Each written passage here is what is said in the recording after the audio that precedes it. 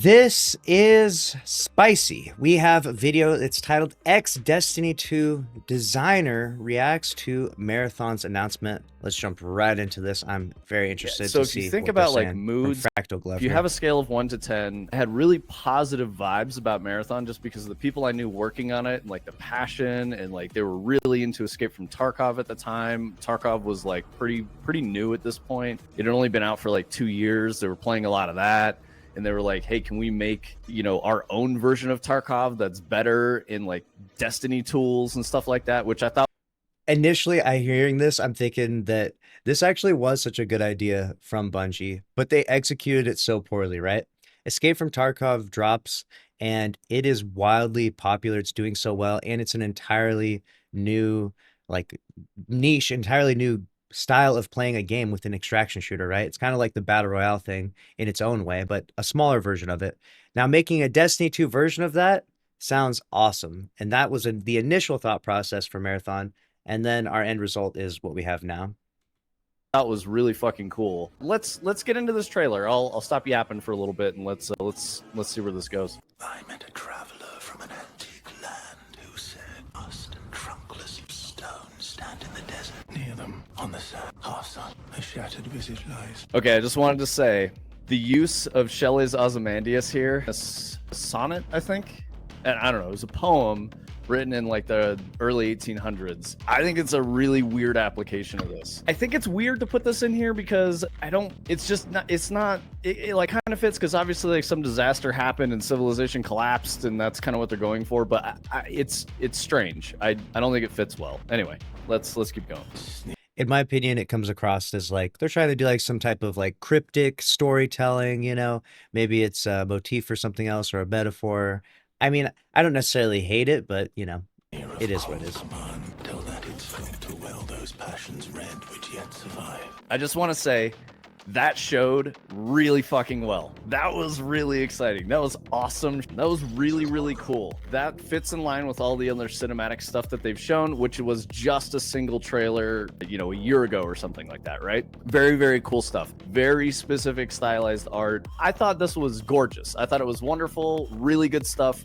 Classic big Bungie, like amazing art. Nothing looks like Marathon that exists out there, and I think that's really good. When you look at the gameplay, it doesn't quite match the feel of those cinematics, which made me a little worried. So if I was talking about a scale of 1 to 10, I was sort of near a 3 because I was excited, but I'm skeptical. I worked at Bungie, so there are good things and bad things. You guys have seen a lot of the scandals that have happened with Bungie over the last year and a half. We've covered each and every one of them, yes.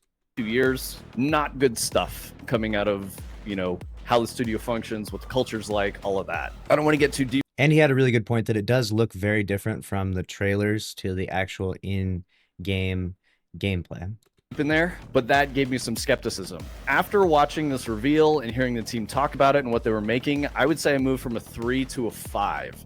I'm still highly skeptical. I really want to play the alpha, see what the game is like. It's interesting. So what this game is, it's set in the Marathon universe. There are loose ties to the previous Marathon games. This is far in the future after the events of Marathon. The official commentary from the team talking about the narrative for the game and how it all comes together is that they're still working on it and they're still going to connect those narrative threads.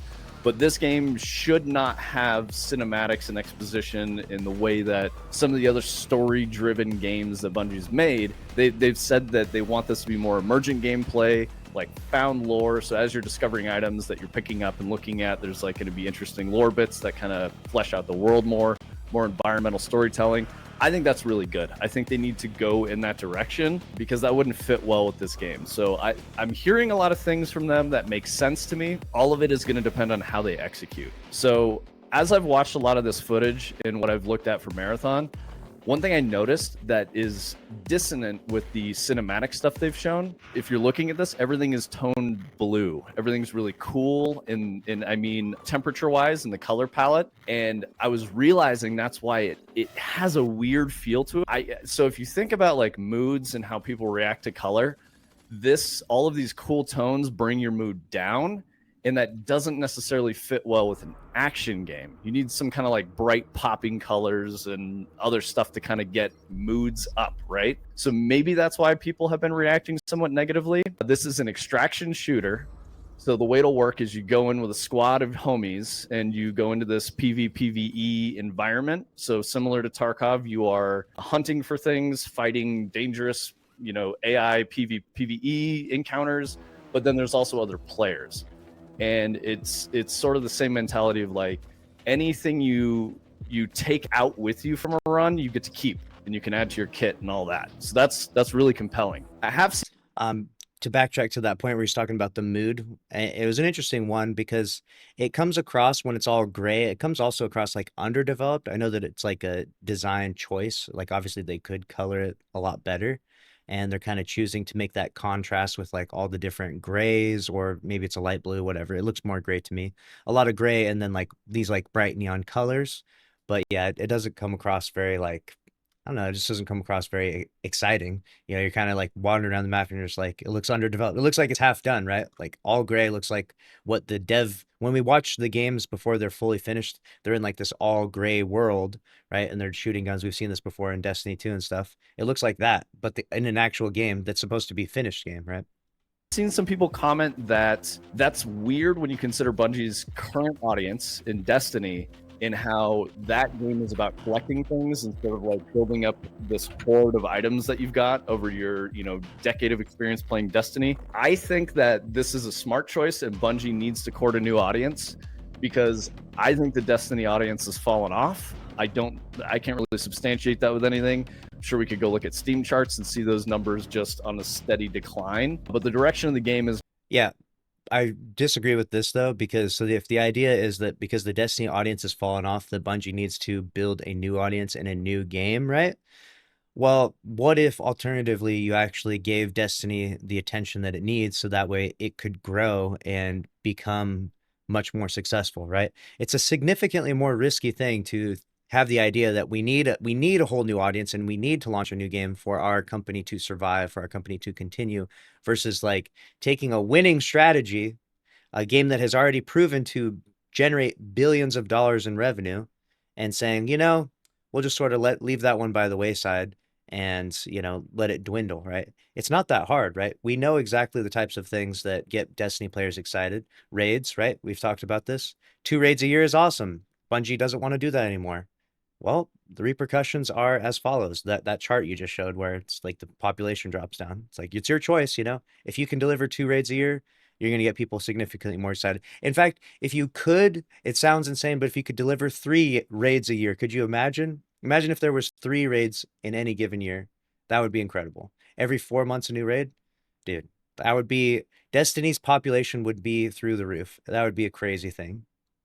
Gone in a way that I'm not playing Destiny anymore. It used to be one of my favorite games. I haven't played Destiny since Witch Queen. I think the last time I played was we did, a ride-along interview with Mikowski about the return of the Whisper in 0 Hour, which I think became paid dungeons. I very strongly was against that. When I made the Whisper in 0 Hour, they were free content on purpose. It was supposed to be thank you people for playing. Oh. Destiny still has big secrets. They're all.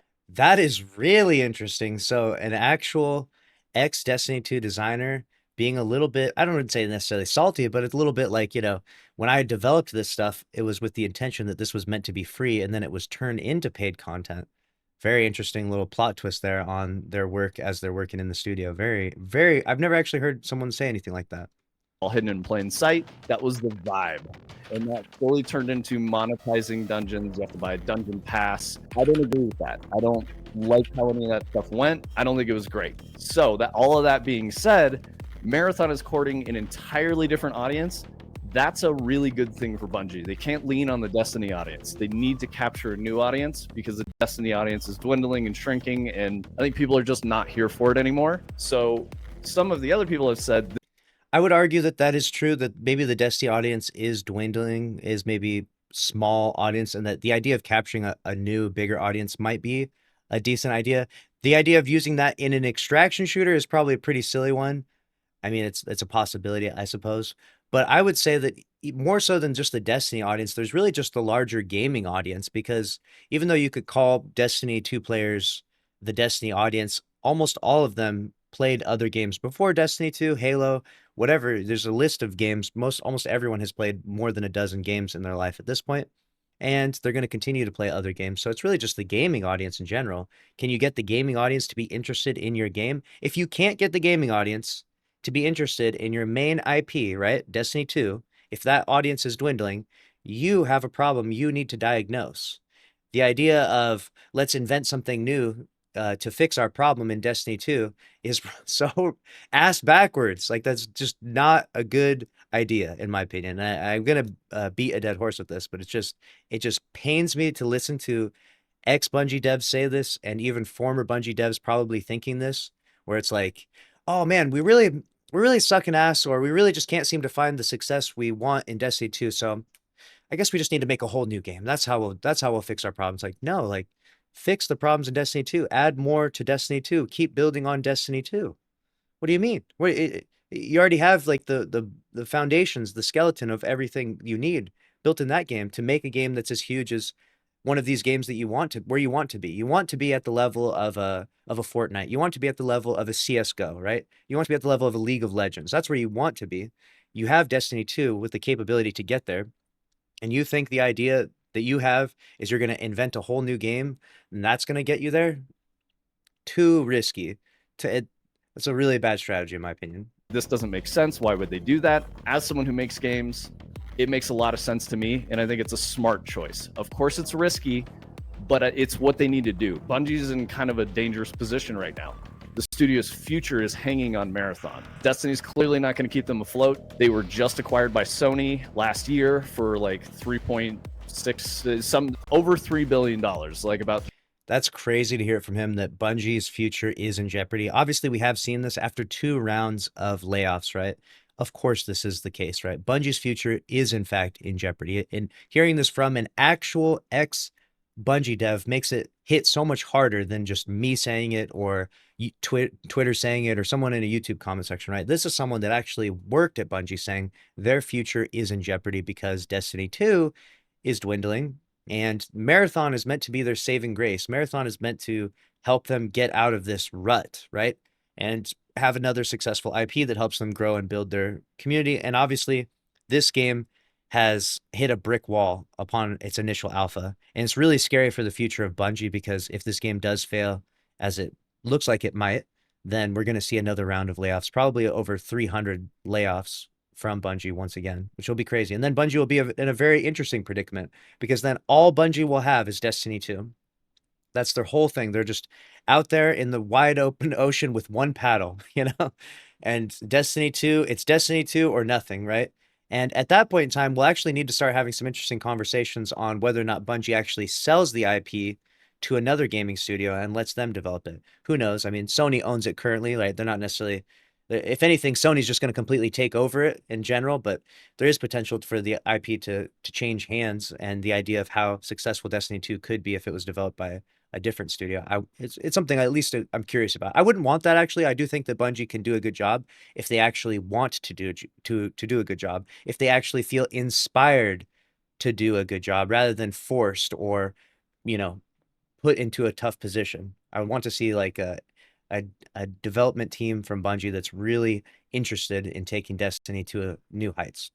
$3.5 billion. So this is a really important game for the future of the studio. And I think we're going to look at either the full collapse of Bungie and like off into the sunset they go, or they'll be returning to form, sort of rising from the ashes a little bit, right? I'm not trying to be all doom and gloom about Bungie, but the news about Bungie and the reception in the wider gaming audience for Bungie's stuff has been very negative or lukewarm for a couple of years now. So they need this. I think it's the right choice. I think they're going in the right direction. All that remains to be seen is if the game is actually good and compelling to play. A lot of the early... That's crazy that we actually got an ex-Bungie dev saying that Marathon is make or break for Bungie. We actually got that. impressions are mixed. Some people say it's good. It might be that they were paid to say it's good. We don't know that. I can't confirm any of those things, but I do know that common practice for AAA studios, especially if they're working with content creators and streamers, to say, you can cover this game, but there are certain things you cannot say.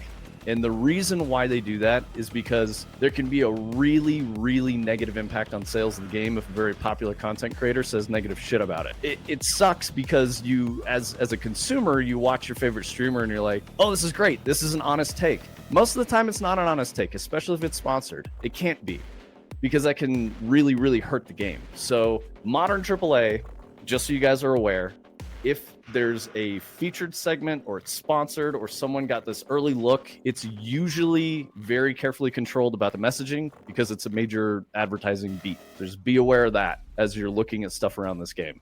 This is very true because obviously if you're doing sponsored content, you're generally not meant to be overtly negative, or if you are, then you're probably not going to get invited to do the sponsored content again, which is why the sponsored content can come across pretty disingenuous. But we have seen time and time again where the audience cannot be lied to. We talked a little bit about this before. It's not to throw Dado under the bus or anything, with any hate towards Dado at all. But Dado did a video talking about Concord, and in promoting it and saying, you know, buy Concord, play Concord. And then obviously the comment section was just all, I remember reading the comment section, everyone was just like, no, we're not playing this, bro. No, that's not happening, you know? And like everyone was happy for Dado to get paid for promoting Concord, but you know, the audience is not going to be lied to, right? So doing these promotion deals, you get paid a good amount of money, or you get involved in Bungie's Marathon Creator Program and you get special privileges like early access to the game and early access to X, Y, and Z, you know, and it's nice and it helps build good faith between the studio and the creators, or at least build a stronger connection. So that way you're less inclined or less incentivized to say anything negative, right? But it's really important that, you know, the people that aren't marathon creators that weigh in on their opinions, they're probably going to be a little more honest, a little more brutal with you. And even if you don't care about what creators say, if you think the world's biggest creator or whatever, you can just see what the audience says. You can just go onto Twitter and see what's trending with Marathon. You can see what's trending. You can see what the YouTube comment section says. You know, you're not going to fool the larger gaming audience. You're not going to fool Reddit and Twitter and all these places. Like, they're going to let you know what they actually think about your game. And the content creators that are promoted by Bungie and are incentivized to say positive things, continuing to say positive things when everyone's saying negative, you know, they're going to deal with that backlash one way or the other and teach their own, you know, like that's how they want to approach things. I myself personally, I am at the point where it comes to content creation where I just don't care. I will just call something dog shit if it's dog shit, and I'll call something amazing if it's amazing.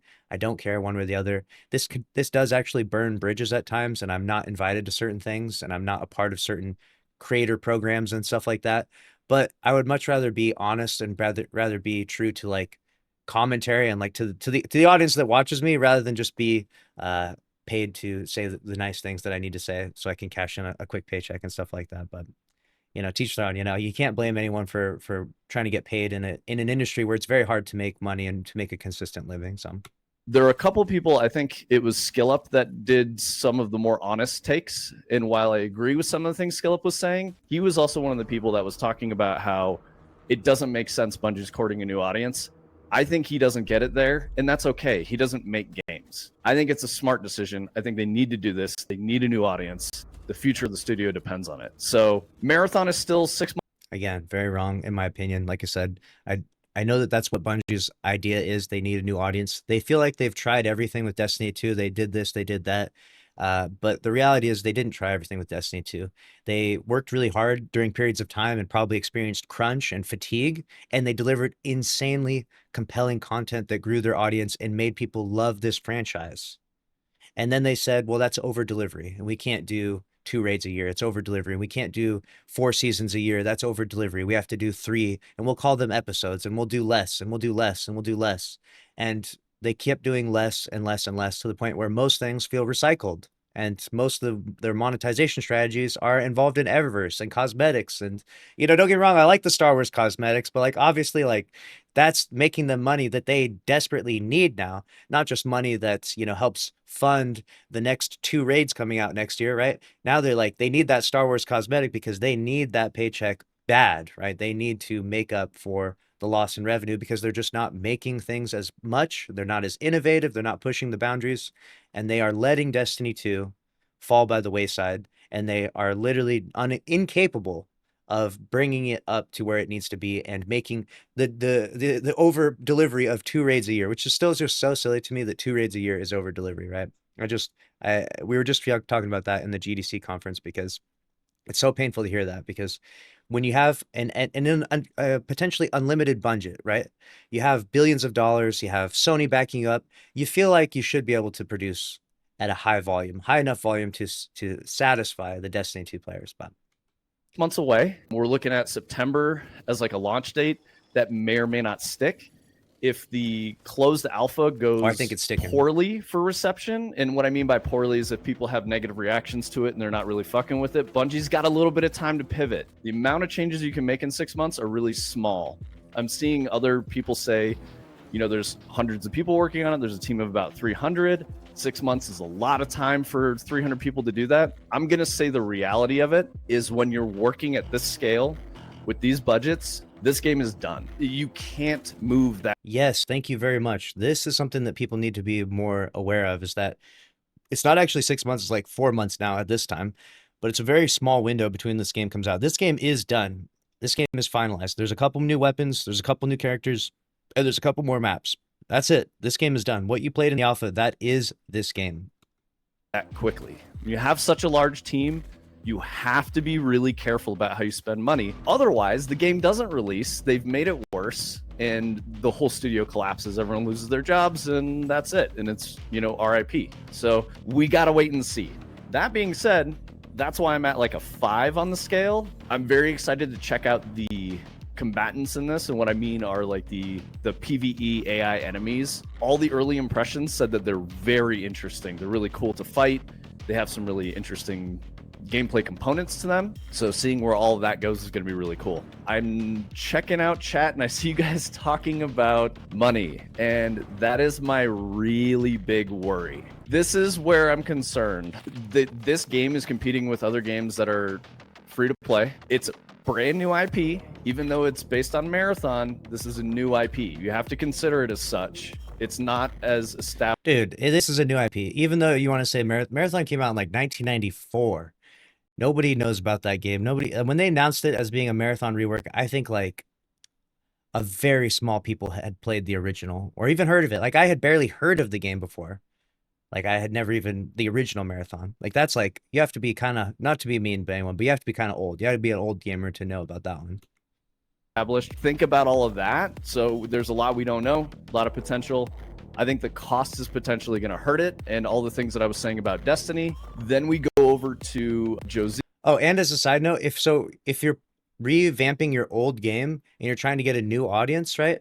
Are you trying to get the audience of like 40 plus older gamers that played the original Marathon? Like, I'm also kind of wondering what's the incentive of doing that? Like, the whole goal is to get a new audience, right? And Bungie said that the Destiny 2 audience has aged out, so they want a new, younger audience, right? So I feel like it's almost like a weird clash of styles to be like, let's bring back this retro old game that these young kids never played and never cared about, and we'll kind of take the art style over here, but kind of not. It doesn't really look anything like it. It's such an odd, it's such an interesting mixture of ingredients, right? Ziegler, who's the creative director for the game, so this I think is interesting. I know that the old creative director, Chris Barrett, he's the one responsible for the art style. That's what we're seeing here. Chris Barrett had a very unceremonious exit from Bungie. He was replaced by Joe Ziegler. Joe Ziegler was the guy who did Valorant. So that's great. That's a good game. Whatever, you know, personal opinions are aside, that is a quality game, well thought out, well executed. There's hope there.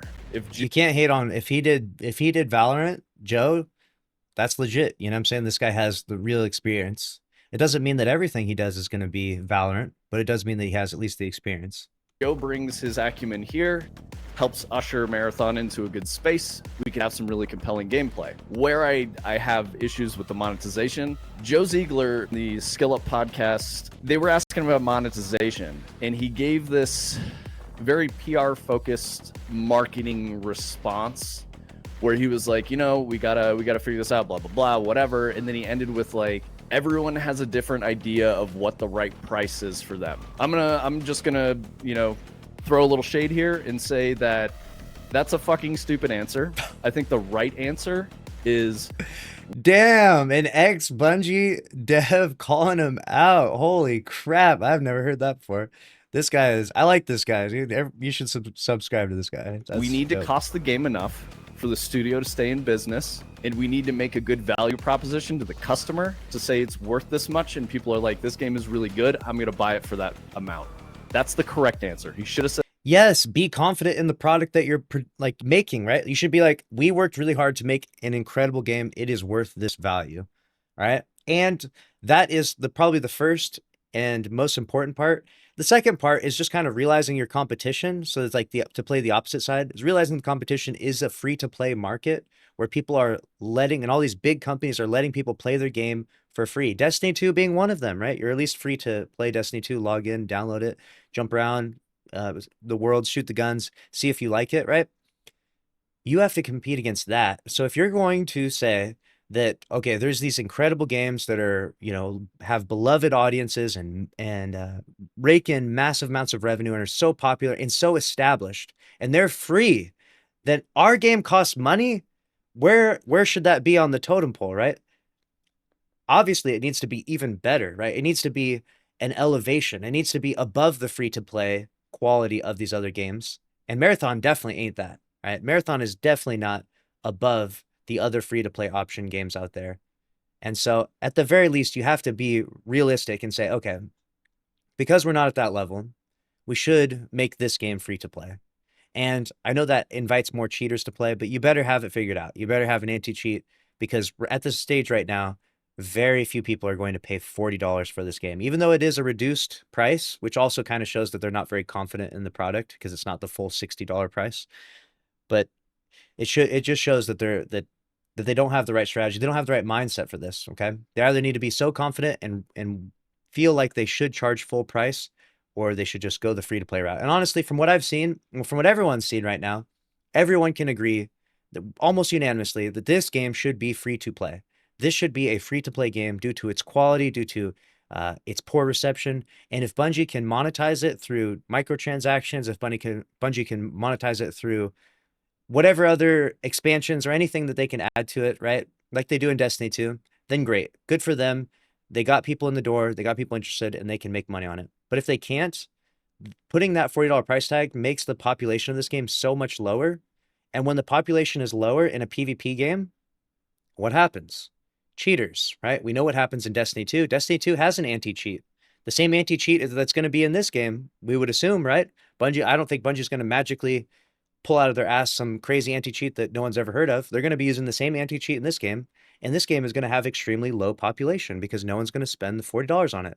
So you're going to match cheaters time and time and time again because the population will be small. Just like if you go into trials right now, if you go into comp right now, you can see all these clips. Go search on Twitter. You're going to match cheaters because the populations are low in those playlists, and it's going to be low on this game. Said that shit. Instead, what he did was sort of push the onus onto the player and be like, well, if, $40 is too much for you, this game's not for you. Visually, I think there's a disconnect between the cinematic content and the gameplay content. I would love to see them make an adjustment there if they can. That would be really cool, just to get more of that feel back into the game. Again, we're only seeing this one map. There could be a completely different art style to the other maps. We don't know. They were saying they were going to ship with 4 maps. It sounds like, I'm a little skeptical about this too, because I don't know if it fits in an extraction shooter, but it sounds like their 4th map that no one knows about has like Destiny raid mechanics in it. And with the lack of proximity voice chat, which is something they said they won't do because that creates an incredibly toxic game environment, I firmly disagree with that. I think that's a silly take, and you should never index that way. You should always leave it up to the player to turn that shit off if they're bothered by it. Yes, thank you. Because having played Tarkov, I've pretty much only had positive experiences or really memorable, important gameplay moments interacting with proximity voice chat in Tarkov. It's only a win. I do not see it being negative. I don't know why they would choose to not do it. And I think it's lame. It's literally just unnecessary, like censorship, basically. You're just saying, oh, well, you can't talk to people in the game. Give people the option to opt into it if they want. You can auto opt them out. That way people can talk and interact with people in the game, proximity chat if they want. It's just unnecessary censorship. It's very soft. It's very weak. No one likes it. This is not the way people like to play games. It shows Bungie's very out of touch with both the genre and with the larger gaming community. It's a very silly choice. Here's my question. If you're getting negative reactions to a game that's not out yet, that's good. That means people care. If you get 0 reaction and you do this huge marketing beat, that's really bad. So the fact that people have strong opinions is a really positive indicator of what this game's potential is. So this is a good thing. I know there's a lot of negativity out there, but there's also a lot of positivity. So I think the middle of the ground, we have to wait and see. I don't know about that one. Get in there, play the game, decide for yourself. Don't judge it strictly based on other people's opinions. You really need to figure it out for yourself.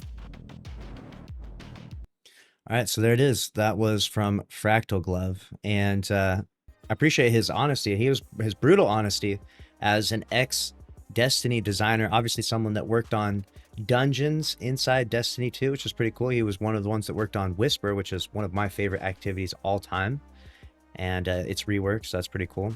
And he breaks it down in a way that feels really honest.